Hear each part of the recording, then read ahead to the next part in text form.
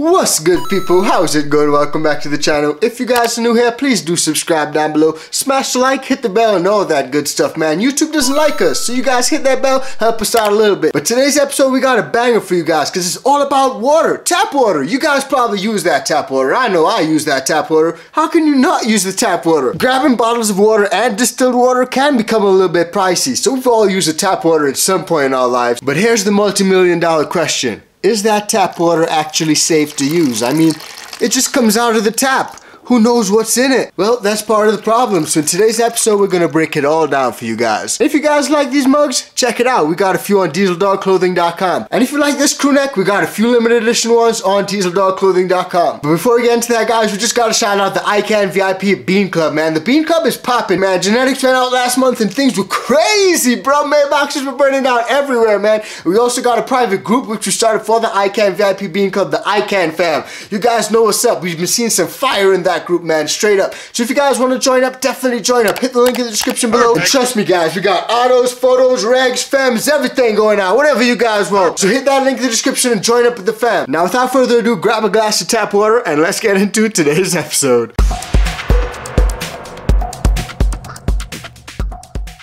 Yes, guys, now the suitability of tap water can vary based on the quality of water and the specific needs of your girls. But there are a few important factors that you gotta consider no matter what. And I mean, if your tap water hits on all these factors, then you're probably good. You can probably use it. But if it doesn't, then you may need to adjust things a little bit or just pay attention to that so you can factor in a few changes in your routine. Now, first off, I already mentioned it, water quality. And that can vary depending on where you're at, depending on your state, your country, or even just your city or your town. PFAs, which are chemicals used in consumer products like firefighting foam and non-stick cookware, can be found in 610 locations across the country, and that includes drinking water for about 19 million people. Tap water quality levels can vary a lot. For me, back in the Caribbean, tap water quality was not too good at all. I had some of those water filters outside and they would literally get browned out within a couple weeks. Man, I was changing those things faster than I was changing other types of shit. I was gonna say underwear, but I don't change my underwear every couple weeks, so that one didn't fit. Oh, pause!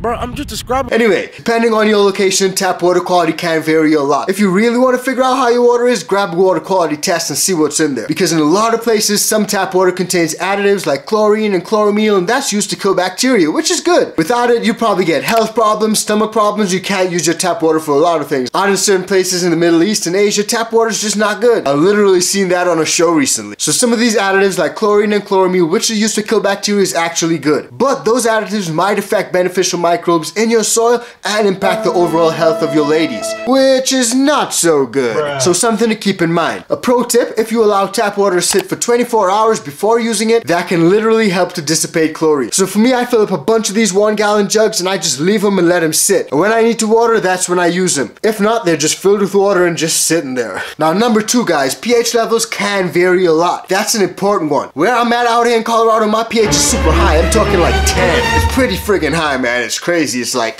man, do I really got that high pH, man? Or is it just, am I just dreaming? Like, I don't know. But yeah, it is super high. And your girls will prefer a pH range of about 6 to 7 or 5.5 to 6.5 if you're in hydro. But if the tap water's pH is significantly outside of that range, it can affect nutrient uptake by your plants. And that is a problem that I've been facing. My plants will just be looking fine and then I water them and all of a sudden things are looking a little off. Nutrient lockout can be a problem. Nutrient uptake can be affected. And that can literally lead to deficiencies. And if you try to correct those deficiencies, you can end up with overloads in other areas. So just something to think about. Now, in those situations, if your pH is out of whack like mine, you do want to correct it. And there are a lot of options. You can grab some of that pH up and down, or you can grab some of that TNB Naturals granular up and down, which is freaking awesome. I found that with the liquid one, I can go overboard really quickly, and all of a sudden I'm down like in the trenches, and I need to get out of the trenches because I'm down at like 2 pH. I need to get it back up, so you just toss it all out, or you try to add some pH up, and all of a sudden you're just wasting pH up and down. But this is great because it's a beneficial way to increase and decrease pH. So shout out to TNB Naturals. They always got you guys covered. Same guys that do the canisters. We actually had them on the Talking Loud podcast, so definitely check them out. They're great guys over there. Now, next up, guys, is mineral content. That's super important. That mineral content in your tap water, in particular, excessive salts or minerals can build up in your medium over time, and that can lead to nutrient imbalances or affect the plant's ability to absorb water. So always think about that.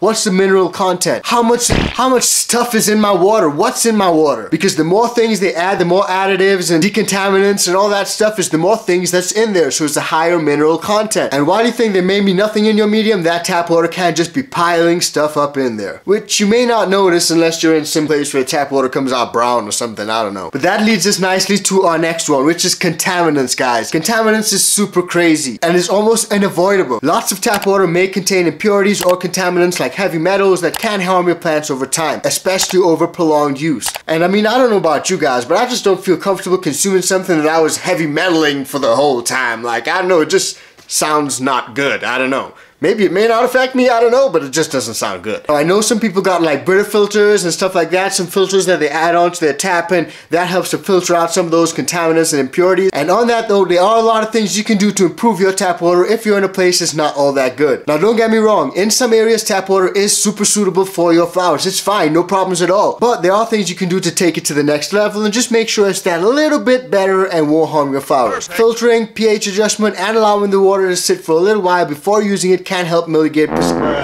mitigate potential issues. You got it. Mitigate potential issues. Yo, y'all gotta check out them new Mars Hydro Evo Smart Lights, fam. Those lights rock. Y'all know we've been running Mars Hydro gear on this channel for the longest while now. And no matter whether you're a beginner grower or a master grower, whatever the hell that means, then for sure, Mars Hydro lights got you covered, fam. Two of my personal favorites are the FC8000 and the SP3000. These lights rock. And now Mars Hydro's leveled up the game even more with these Evo Smart Lights, fam. Definitely check them out, guys. And of course, we got you guys covered with that discount code icanthc. Use that and snag a nice little discount on anything. Definitely check out the Mars Hydro official website. Now, if I were you guys, I'd use that discount code on them new Evo Smart Lights, fam. These lights got some amazing standout features, such as the Samsung LM301H Evo's high efficiency rating. We're talking 3.14 UMOs per joule for a single diode and 2.85 UMOs per joule for the entire light.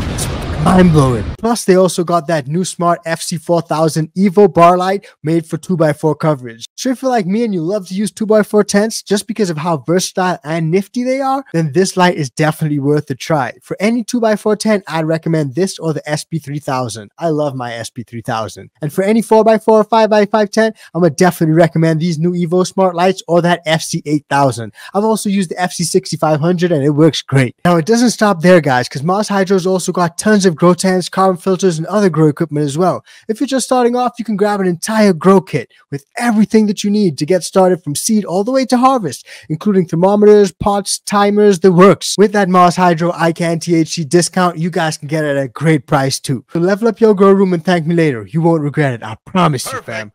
Now, like I mentioned at the top of the video, you can use distilled water or reverse osmosis water, and that ensures a clean slate in terms of mineral content and impurities. Some folks actually prefer these methods as they have more control over the water quality provided in your garden. Now, if you're unable to grab any of that distilled water, you can always opt for that bottled water. Bottled water is locally available in a lot of places. Where you can, try to opt for that spring water. It will have a lot of good minerals. Some people may be wondering, what the hell is RO water? What does that even mean? Or you probably heard it somewhere else. Reverse osmosis, or RO, is a technology that's used to remove a large majority of contaminants from water by pushing the water under water pressure through a semi-permeable membrane. It might sound complicated, but it really is pretty simple. Now, there are a lot of great uses when it comes to RO and using clean, nice water like that, aside from just using it in your garden. And I actually seen this come up on a post recently, so I wanted to bring it to you guys' attention, because it's a pro tip. Where you can, use reverse osmosis or distilled water in your humidifiers. That will save you so much time, effort, and money when it comes to having to replace your humidifiers when it gets all that gunk stuck up in there and that hard salt-like shit stuck up in there. That's really not good, and that's usually what causes it to go bad.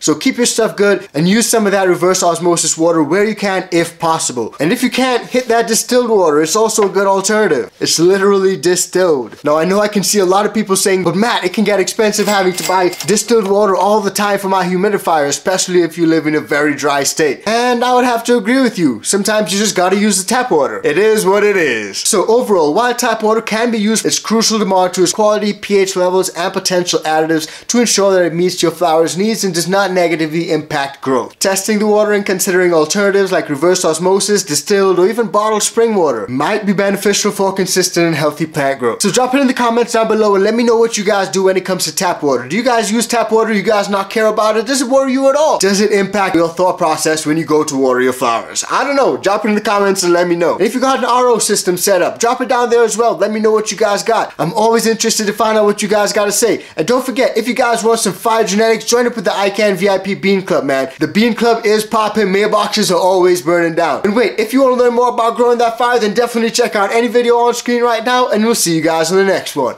Peace, fam.